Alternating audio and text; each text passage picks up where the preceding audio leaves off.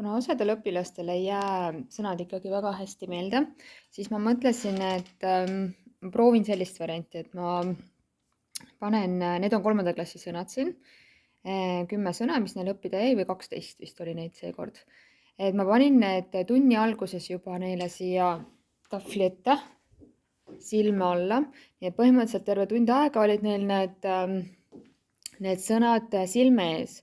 Me tegime siis tööviikuharjutusi ja õpikuharjutusi, erinevaid ülesandeid tegime ja tunni lõpus siis tavaliselt ma jätan kuskil 5–10 minutit sõnade õppimiseks, et me kasutame valgeid tahvleid ja kirjutame sõnu läbi ja õpime need sõnad siis kirjutama.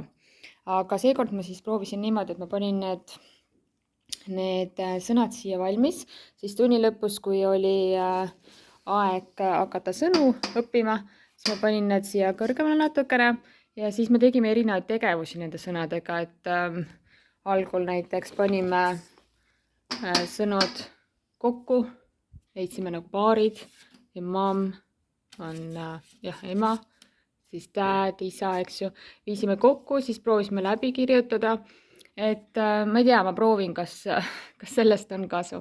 Ja need kaardid ma tegin Canvas, seal oli põhi olemas, lihtsalt muudan sealt need sõnad ära, prindin välja, lamineerin ära, lõikan välja. Ja need taskukesed on mul tellitud kunagi ammu juba Amazonist, et neid oli 4 tükki. Kollane oli ka veel seal komplektis.